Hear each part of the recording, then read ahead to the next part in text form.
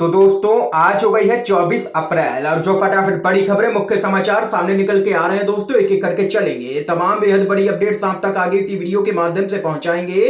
तो वहीं दोस्तों खबरों की तरफ चलने से पहले आप लोगों से एक छोटा सा निवेदन है कि अगर आप लोग भी केंद्र की मोदी सरकार को कोरोना पर काबू पाने में पूरी तरीके से विफल मानते हैं तो अभी इस वीडियो को लाइक कीजिए, अपना समर्थन दर्ज करवाइए और चैनल को सब्सक्राइब करके बेल के आइकन को जरूर दबाइए दोस्तों। और कमेंट बॉक्स में किसानों के समर्थन में कमेंट करना बिल्कुल भी मत भूलिएगा। जय जवान जय किसान। दरअसल दोस्तों पहली बड़ी खबर जान लेते हैं। टीका लगवाएंगे पर टेस्ट नहीं करवाएंगे, टिकैत बोले अगर हमें छेड़ा तो करेंगे सुताई। आप लोगों को दोस्तों बताते चले, किसान नेता राकेश टिकैत हरियाणा के हिसार में पहुंचे। उन्होंने बार एसोसिएशन के धरने को संबोधित किया।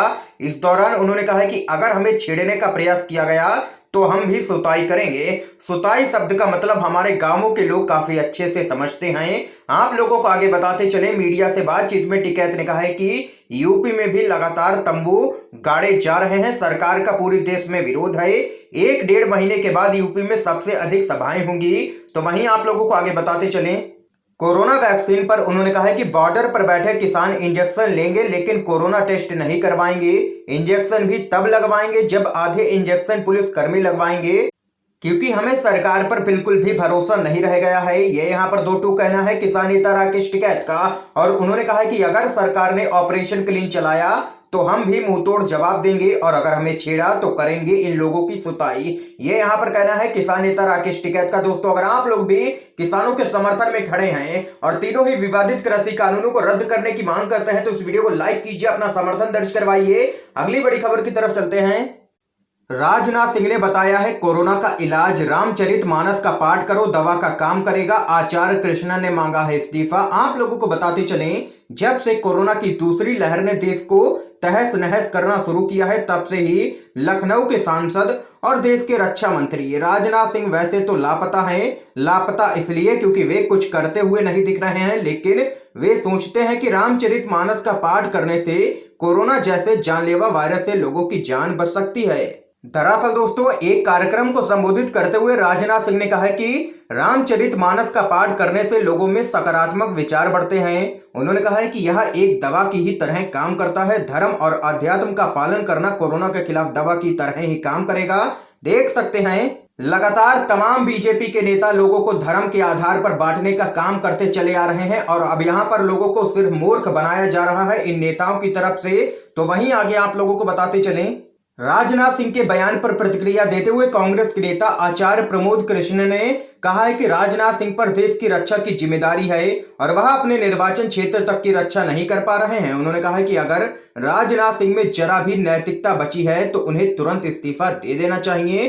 देख सकते हैं लगातार ऐसे अजीबोगरीब बयान बीजेपी के नेता जारी करते रहते हैं। और अब यहाँ पर रक्षा मंत्री राजनाथ सिंह ने बताया कोरोना का इलाज, कहा रामचरितमानस का पाठ करो। देश में ऑक्सीजन की कमी है, बेड की कमी है, उसकी तरफ ये सरकार ध्यान नहीं दे रही है, लेकिन ऊट पटांग बयान लगातार जारी करती रही है। दोस्तों आप लोगों की क्या कुछ राय है इस खबर पे जरूर बता सकते हैं कमेंट बॉक्स में कमेंट करके। अगली बड़ी खबर की तरफ चलते हैं। अमेरिका में जाकर के अब की बार ट्रंप सरकार बोलने का नतीजा, कच्चा माल भेजने की भारत की मांग पर बोला अमेरिका, पहले अमेरिकियों का टीकाकरण जरूरी है। जी हां दोस्तों, अमेरिका ने कोविड-19 टीकों के उत्पादन के लिए आवश्यक कच्चे माल के निर्यात पर लगे प्रतिबंध को हटाने की भारत की मांग यहां पर ठुकरा दी है। अमेरिका की तरफ से कहा गया है कि वो भारत की जरूरतों को समझता है, लेकिन पहले अमेरिकियों का टीकाकरण जरूरी है, इसलिए कच्चे माल पर जो प्रतिबंध लगाया गया है उससे प्रतिबंध नहीं हटेगा। यह यहां पर भारत की मांग को सिरे से खारिज कर दिया है अमेरिका ने। तो वहीं दोस्तों इस बीच अगली बड़ी खबर आप लोगों को बताते चलें, किसानों की इफ्तार पार्टी पर शोर मचाने वाली मीडिया बीजेपी की रैलियों पर चुप क्यों हो जाती है, यह यहां पर कहना है कांग्रेस नेता का। आप लोगों को बताते चलें, दिल्ली में कोरोना संक्रमण के बढ़ रहे प्रभाव के बीच चल रहे किसान आंदोलन की छवि एक बार फिर से बदनाम करने की कोशिश की जा रही है। बीते दिनों भाजपा के नेता प्रवेश वर्मा ने यह आरोप लगाया था कि किसानों ने राजधानी में आ रहे ऑक्सीजन के टैंकरों को रोकने की कोशिश की थी, जिसे ऑक्सीजन टैंकर चलाने वाले ड्राइवर ने पूरी तरह से नकारते हुए कहा है कि किसानों ने उन्हें रोकने की कोशिश नहीं की बल्कि उनकी मदद की थी। तो वहीं अब सोशल मीडिया पर एक वीडियो के जरिए किसान नेताओं पर यह आरोप लगाया जा रहा है कि उन्होंने इफ्तार पार्टी में कोरोना नियमों की खुलेआम धज्जियां उड़ाई हैं। इस मामले में कांग्रेस के नेता नगमा ने भाजपा की सरकार को घेरा है। उन्होंने टीएमसी नेता डेरेक ओब्रायन के द्वारा किए गए ट्वीट को रीट्वीट करते हुए कहा है कि दिल्ली बॉर्डर पर किसानों के द्वारा की गई इफ्तार पर सवाल उठाए जा रहे हैं, लेकिन पश्चिम बंगाल में गृह मंत्री और भाजपा के द्वारा की जा रही रैलियों में लोग बिना मास्क के भारी तादाद में इकट्ठे हो रहे हैं, जिसकी वजह से पश्चिम बंगाल में 450% कोरोना संक्रमण के मामले बढ़ गए हैं। तो वहीं इस ट्वीट में एक तस्वीर भी शेयर की गई है जो कि गृह मंत्री अमित शाह की एक रोड शो की है। इस तस्वीर में देखा जा सकता है कि किस तरह से गृह मंत्री अमित शाह खुद कोरोना नियमों की धज्जियां उड़ा रहे हैं। ना तो उन्होंने खुद मास्क पहन रखा है और ना ही वहां पर मौजूद लोगों ने। देख सकते हैं लगातार गोदी मीडिया की तरफ से किसानों को बदनाम करने की कोशिश की जा रही है।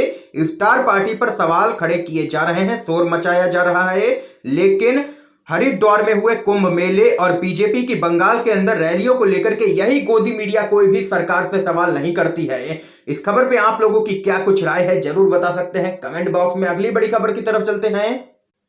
वेंटिलेटर पर लेटी महिला को भाजपा के नेता ने पिलाया गौमूत्र। कांग्रेस की नेत्री बोली, मोदी जी कोरोना ऐसे हारेगा क्या। आप लोगों को बताते चलें, देश में बीते साल आई कोरोना महामारी के दौरान हिंदूवादी संगठनों और भाजपा समर्थकों के द्वारा इसका इलाज गौमूत्र के जरिए किए जाने के दावे किए गए थे।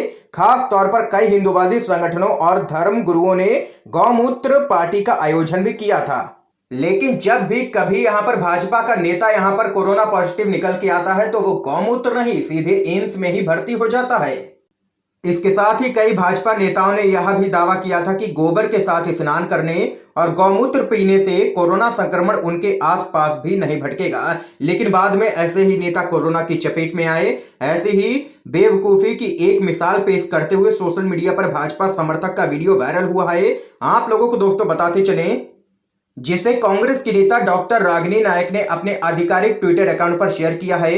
इस वीडियो को शेयर करते हुए रागिनी नायक ने कहा है कि ये महिला वेंटिलेटर पर है और यह मूढ़ बुद्धि भाजपाई इन्हें गौमूत्र पिला रहा है। मोदी जी के राज में क्या ऐसे हम जीतेंगे, कोरोना हारेगा। देख सकते हैं दोस्तों, देश भर में यहाँ पर ऑक्सीजन की कमी देखी जा रही है, बेड नहीं है अस्पतालों में, लेकिन भाजपा के कार्यकर्ता और नेता यहाँ पर बेवकूफी की मिसालें लगातार पेश कर रहे हैं। अगली बड़ी खबर आप लोगों को बताते चलें, एक मिस कॉल पर बीजेपी सदस्यता मिल सकती है, पर 1000 कॉल्स पर एक सिलेंडर व बेड नहीं मिल सकता है। आचार्य का ट्वीट बीजेपी को घेरा। आप लोगों को दोस्तों बताते चलें, देश में कोरोना का दूसरा चरण पूरी तरीके से भयावह रूप ले चुका है। इसके संक्रमण के चलते रोजाना हजारों की संख्या में लोगों की मौतें हो रही हैं। देश के अस्पतालों में ऑक्सीजन, बिस्तर और दवाओं को लेकर के हाहाकार मचा हुआ है। इस बीच कांग्रेसी आचार्य प्रमोद ने इसको लेकर के बीजेपी पर निशाना साधा है। आप लोगों को बताते चलें, आचार्य प्रमोद ने भाजपा पर निशाना साधते हुए कहा है कि एक मिस कॉल पर भाजपा की सदस्यता मिल सकती है, लेकिन 1000 कॉल करने पर भी एक सिलेंडर और बेड नहीं मिल सकता है। आचार्य प्रमोद के इस ट्वीट पर यूजर्स यहां पर अपनी प्रतिक्रियाएं लगातार दे रहे हैं। एक यूजर ने कहा है कि पूरी दिल्ली में जिस पार्टी के सांसद हों और राज्य के उपराज्यपाल भी पार्टी के इशारों में काम कर रहे हों, वहां पर भी यहां पर ऑक्सीजन नहीं दे सकते ये लोग, तो इस्तीफा ही दे दो। आत्मनिर्भर देश है, वह खुद ही संभल जाएगा। तो वहीं एक अन्य यूजर ने बीजेपी को यहां पर निशाने पर लिया है और कहा है कि बीजेपी वाले जनता का सिर्फ इस्तेमाल करना जानते हैं। धर्म और भगवान के नाम पर लोगों को मूर्ख बना करके वोट हासिल करो, फिर जात पात धर्म के नाम पर इनको लड़ा दो, यही काम है बस बीजेपी का। देख सकते हैं लगातार बीजेपी को निशाने पर लिया जा रहा है सोशल मीडिया पर। अब देश की जनता लगातार खिलाफ होती जा रही है भाजपा के। अगली बड़ी खबर की तरफ चलते हैं। बीजेपी को केवल आपका वोट ही नहीं चाहिए, बल्कि प्रशांत किशोर ने बताया है क्यों भाजपा है खतरनाक। आप लोगों को बताते चलें, प्रशांत किशोर का कहना है कि बीजेपी आपसे केवल वोट ही नहीं मांगती है, बल्कि वो कई कदम आगे बढ़कर के आपके दिलो दिमाग को ही नियंत्रित करने लग जाती है। आपके खान पान, रहन सहन जैसी चीजों पर लगाम लगाई जाती है। इसी वजह से यह पार्टी बहुत खतरनाक है। आप लोगों को आगे बताते चले, चुनावी रणनीतिकार प्रशांत किशोर ने कहा कि ऐसा नहीं है कि इतने बड़े बहुमत से पहली बार देश में कोई सरकार बनी है। ऐसा भी नहीं है कि मोदी से ज्यादा समय तक देश में किसी ने शासन नहीं किया है, लेकिन यह पहली बार देखा जा रहा है कि लोगों के दिल दिमाग को कैसे नियंत्रित किया जा रहा है। प्रशांत किशोर का कहना है कि ऐसा पहली बार हुआ है कि जब कोई सरकार लोगों को बता रही है कि उन्हें क्या खाना चाहिए, कैसे कपड़े पहनने चाहिए, धर्म को लेकर के लोगों से सवाल पूछे जा रहे हैं। संविधान लोगों को अपने तरह से जीवन जीने का पूरा अधिकार देता है, ये यहाँ पर कहना है प्रशांत किशोर का। और भाजपा को बताया है देश के लिए खतरनाक पार्टी। आप लोग सहमत हैं प्रशांत किशोर की बात से या नहीं? अपनी राय हाँ या ना में जरूर बता सकते हैं कमेंट बॉक्स में। अगली बड़ी खबर की तरफ चलते हैं दोस्तों। लॉकडाउन से जीडीपी को हो सकता है 1.5 लाख करोड़ का नुकसान, एसबीआई रिपोर्ट में खुलासा। महाराष्ट्र, एमपी और राजस्थान पर बड़ा असर। आप लोगों को बताते चले भारतीय रिजर्व बैंक यानी कि एसबीआई की आर्थिक शाखा की एक रिपोर्ट के अनुसार राज्यों में लगे लॉकडाउन से जीडीपी को करीब 1.5 लाख करोड़ रुपए का नुकसान हो सकता है। करीब 80% हिस्सा महाराष्ट्र, मध्य प्रदेश और राजस्थान का है। अकेले महाराष्ट्र में 54% की हिस्सेदारी है। रिपोर्ट में कहा गया है कि महाराष्ट्र में ही करीब 82,000 करोड़ रुपए का नुकसान होगा, जो आगे अंकुश सख्त होने पर निश्चित रूप से और भी बढ़ सकता है। मध्य प्रदेश में करीब 21,712 करोड़ रुपए और राजस्थान में करीब 17,237 करोड़ रुपए का नुकसान हो सकता है। ये यहां पर एसबीआई की रिपोर्ट में हुआ है खुलासा। अगली बड़ी खबर की तरफ चलते हैं। राहुल गांधी का मोदी सरकार पर जोरदार हमला। कहा ऑक्सीजन और आईसीयू बेड की कमी की वजह से ही हो रही है लोगों की मौतें। आप लोगों को दोस्तों बताते चले देश में इस वक्त कोरोना से हालात बद से बदतर होते जा रहे हैं। पूरे देश में हाहाकार मचा हुआ है। इस बीच कांग्रेस भी लगातार केंद्र सरकार पर हमलावर है।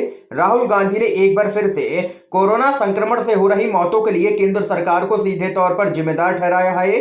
कांग्रेस के नेता राहुल गांधी ने ट्वीट कर कहा ऑक्सीजन के स्तर में गिरावट का कारण कोरोना हो सकता है, लेकिन यहाँ ऑक्सीजन और आईसीयू बेड की कमी है, जिस कारण कई लोगों की मौत हो रही है। ये भारत सरकार पर निर्भर करता है। इससे पहले भी राहुल गांधी ने मोदी सरकार को घेरा है। तो वहीं दोस्तों अगली बड़ी खबर की तरफ चलते हैं। कोरोना महामारी के दौर में काम नहीं कर रहा है भाजपा सरकार का कोई भी तंत्र मंत्र, ये यहां पर कहना है अखिलेश यादव का। आप लोगों को दोस्तों बताते चलें समाजवादी पार्टी के राष्ट्रीय अध्यक्ष अखिलेश यादव ने कहा है कि कोरोना कि इस महामारी के दौर में भाजपा सरकार का कोई भी तंत्र मंत्र बिल्कुल भी काम नहीं कर रहा है। जिंदगियां दम तोड़ रही हैं, लोग तड़प के मर रहे हैं। इस अमानवीय स्थिति में भी दवाओं, ऑक्सीजन, वेंटिलेटर और बेड की आपूर्ति के बहाने कुछ लोग कालाबाजारी में जुट गए हैं। प्रशासन मूक दर्शक बना है। प्रदेश भर में स्वास्थ्य सिस्टम पूरी तरीके से ध्वस्त है। इस अव्यवस्था के लिए भाजपा सरकार ही पाप की भागी है। अखिलेश यादव ने आगे कहा है कि भाजपा का आपदा को अवसर में बदलने का काम धड़ल्ले से हो रहा है। निजी अस्पतालों में महंगी दरों पर भर्ती हो रही है। ऑक्सीजन की बाजार में भारी कमी है। अब सरकार ने जरूरतमंदों को भी सीधे बिक्री पर रोक लगा करके संकट को और भी बढ़ावा दिया है। आवश्यक दवाएं और इंजेक्शन अस्पतालों में नहीं है, पर चोर बाजार में हर चीज उपलब्ध है महंगे दामों पर। प्रदेश में समाजवादी पार्टी की सरकार ने जो स्वास्थ्य सिस्टम बनाया था उसे भी द्वैषवश भाजपा सरकार ने कमजोर कर दिया है। अब उसी के भरोसे काम चल रहा है। देख सकते हैं अखिलेश यादव ने केंद्र की भाजपा सरकार और राज्य की योगी सरकार को ले लिया है निशाने पर। अगली बड़ी खबर की तरफ चलते हैं दोस्तों। अधिकारियों ने चेताया था, लेकिन फिर भी केंद्र सरकार ने बेच दी ऑक्सीजन। हो रही मौतों के लिए सरकार ही है सीधे तौर पर जिम्मेदार। आप लोगों को बताते चलें देश भर से मेडिकल ऑक्सीजन की किल्लत के मामले सामने निकल के आ रहे हैं। बिना ऑक्सीजन एक साथ कई मरीज जान गंवा रहे हैं। इन सबका जिम्मेदार आखिर कौन है? इसका एक ही जवाब है केंद्र की मोदी सरकार। ठीक 1 साल पहले 1 अप्रैल को यहां पर सरकार को ऑक्सीजन की कमी के बारे में चेताया गया था। उसके बावजूद सरकार ने कोई भी खास प्रबंध नहीं किया। हालात इतने खराब हो चले कि अस्पतालों को ऑक्सीजन की कमी पूरी करने के लिए यहां पर अदालतों का रुख करना पड़ रहा है। देख सकते हैं कि 1 साल पहले अधिकारियों ने सरकार को चेताया था, लेकिन फिर भी ये सरकार नहीं जागी और इस सरकार ने यहां पर सारी ही मेडिकल ऑक्सीजन बेच दी और उसी की आज देश भर में भारी कमी यहां पर देखने को मिल रही है। इसलिए देश भर में हो रही मौतों के लिए सीधे तौर पर मोदी सरकार ही जिम्मेदार है। अगली बड़ी खबर जान लेते हैं। कांग्रेस ने सुप्रीम कोर्ट पर साधा है निशाना। कहा महामारी पर हाई कोर्ट के आदेशों में सुप्रीम कोर्ट का दखल गलत है। आप लोगों को दोस्तों बताते चलें कोरोना महामारी के संदर्भ में कुछ उच्च न्यायालयों के निर्णयों से जुड़े मामले में उच्चतम न्यायालय का दखल देना पूरी तरीके से गलत है, क्योंकि आज के समय देश को केंद्रीकरण नहीं बल्कि विकेंद्रीकरण की जरूरत है तथा इस संकट से निपटने में विफल रही केंद्र सरकार को समर्थन मिलता है। कांग्रेस के प्रवक्ता अभिषेक मनु सिंघवी ने कहा है कि जब देश में कोरोना महामारी चरम पर है तो ऐसे समय देश की सबसे बड़ी अदालत को इस तरह दखल नहीं देना चाहिए था। तो वहीं सिंघवी ने कोरोना की दूसरी लहर आने को लेकर के केंद्र सरकार पर निशाना साधा है और सवाल किया है कि यह सरकार पिछले कई महीनों से आखिर क्या कर रही थी। ये यहां पर दोस्तों देख सकते हैं कि कांग्रेस पार्टी हमलावर हो चुकी है केंद्र सरकार पर। आज की तमाम बेहद बड़ी खबरें सामने निकल के आई हैं दोस्तों, जो हमने आप लोगों तक पहुंचाई हैं UNVDB के माध्यम से। अगर आप लोगों को यह वीडियो पसंद आया हो तो इस वीडियो को ज्यादा से ज्यादा शेयर कीजिएगा, वीडियो को लाइक कीजिए और अगर आपने अभी तक हमारे YouTube चैनल को सब्सक्राइब नहीं किया है तो चैनल को सब्सक्राइब करके बेल के आइकन को जरूर दबाइए दोस्तों। वीडियो देखने के लिए आप सभी का बहुत बहुत धन्यवाद।